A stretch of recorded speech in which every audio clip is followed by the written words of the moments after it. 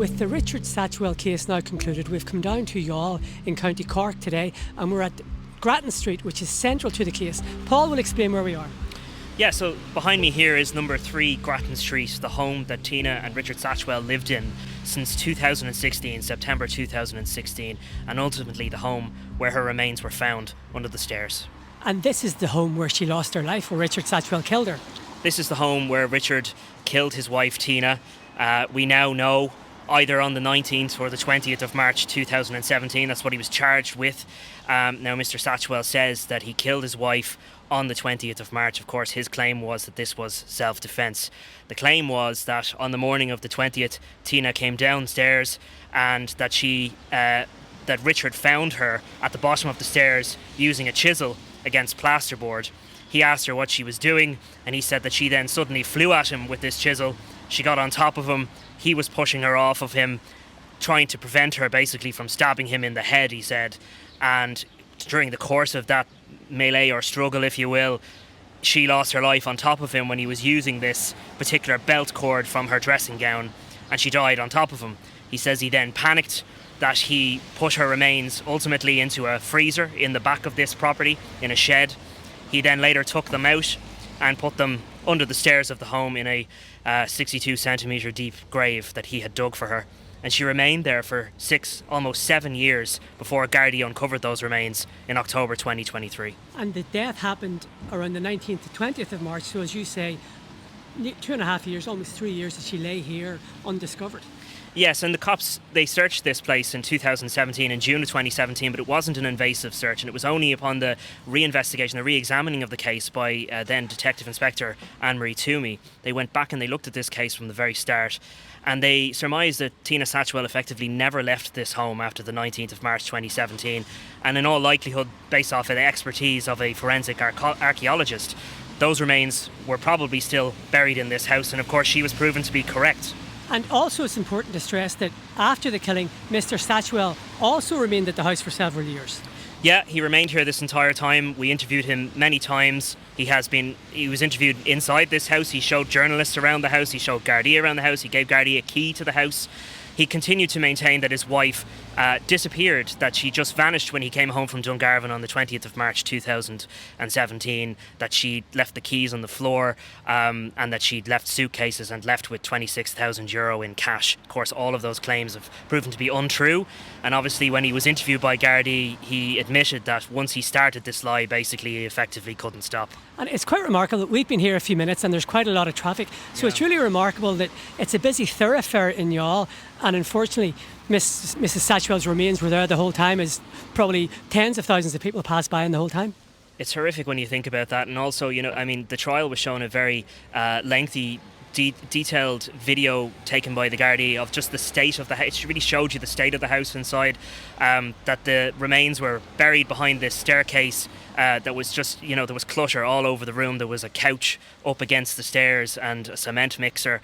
The people had been in and out of that house, and unbeknownst to them, journalists, Gardaí, walked past where those remains were buried, clandestinely buried for 6.5 years. I can remember coming down, I think it was in the first couple of weeks after Mrs. Satchwell disappeared, and I remember being here, and it's just remarkable and quite chilling when you think that, I know you were here, Paul, so many of us were here, journalists, Gardaí obviously, passers-by, and Mrs. Satchwell was there the whole time.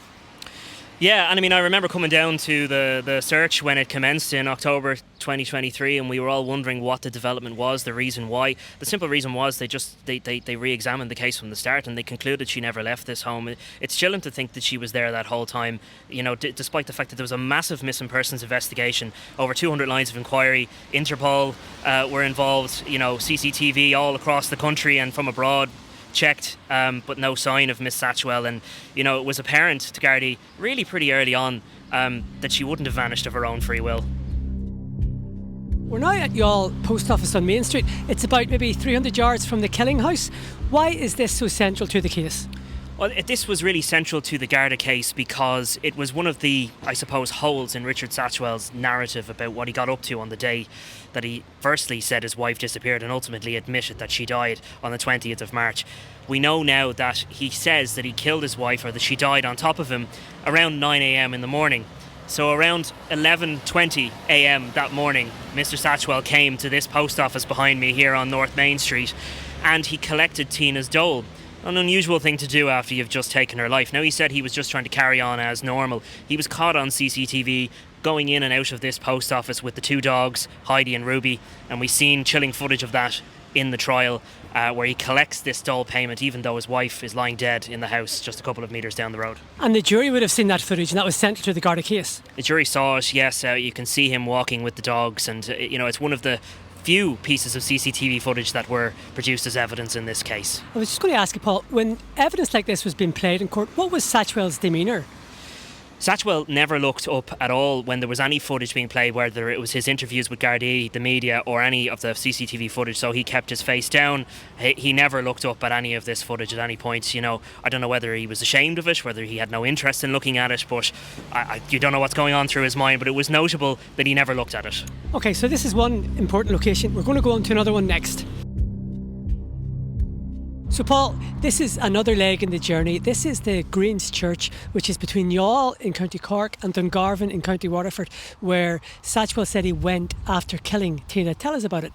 Yeah, well, I suppose this is an insight into his mindset and what he was up to. We know that he went to Dungarvan. This is the road to Dungarvan, and on his way he stopped here and he lit a candle. His original story, which he kept telling the Gardaí, was that he came here to this church to light a candle for the parrot Pearl, the parrot that had died, and that Tina had asked him to do this. After he admitted what had happened between him and Tina, he said that after she died, after he killed her, he came here and he lit a candle for Tina. So, he went in there and he met his maker, so to speak. He had his moment after maybe just 2 hours or so, roughly within the time period on the 20th. He came here and he lit a candle for Tina after killing her.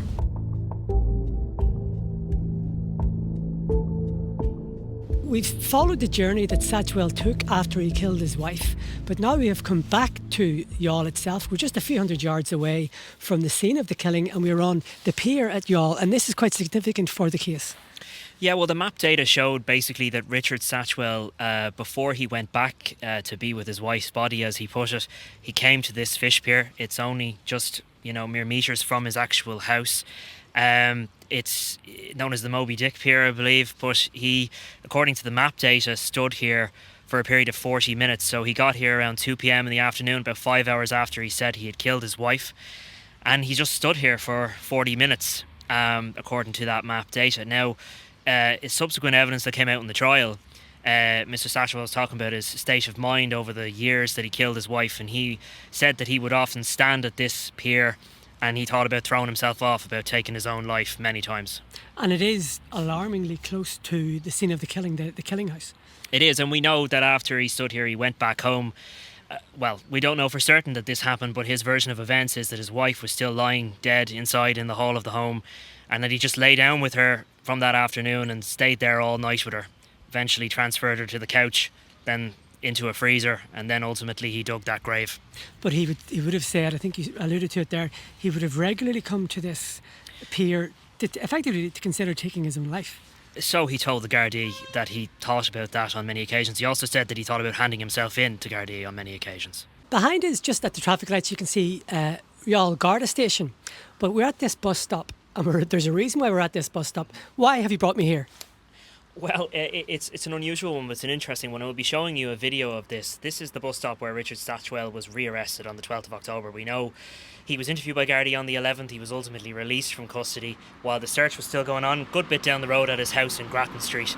Now, it's a bit strange, like if you can picture reporters like myself were sitting outside the house on Grattan Street waiting for a development, trying to find out whether the remains had been identified as being those of being Tina Satchwell. And obviously we'd heard that Richard Satchwell had been released, and we thought he could have gone anywhere. In reality, he was only up the road, sitting here at this bus stop, waiting to be arrested. He said, this is what we've heard in his interviews, that he claimed that he was only up the road from that Garda station down there because he was waiting to be arrested again. And he says that he was also considering just handing himself in, because he knew at this point he'd been shown photographs in the interview the night before of the hole under the stairs. They hadn't yet dug into the hole, but he was shown that, and he was asked, what is that? And he said, I don't know. So he knew that he was caught, and he said that he was just standing here at this bus stop waiting to be arrested. And he ultimately was arrested at this bus stop again and brought down to Cove Garda station. And it's quite a prosaic spot, Paul, for the end of a dramatic murder investigation. And from the video, he didn't try to escape, he didn't struggle, he knew the game was up. No, I mean, he's just seen here with his arms crossed talking to the guards, you know, and, you know, he was obviously brought into a car and brought down to Cove. There's a pier here behind us. He said he was walking around that pier as well, and I guess contemplating maybe the last few moments of freedom that he was going to have. And this is his Waterloo, this is where it all ended for him, really. This is where it ended for him, and it's, you know, it's surreal when you think about what was going on down the road, that they were still digging, that they were looking to find those remains, and they found them wrapped in the black plastic sheeting, and they took them out and they brought them for the post-mortem. All the while he's standing here taking in the last sights of Youghal, I suppose. And as you say, this spot is where he last stood as a free man. As a free man. And I think it's fair to say it'll be quite some time before he's a free man again. It'll be a long time, at least 20 years. He'll be serving a life sentence, so, you know, at least 20, if not 30 years. The rest of his life, potentially.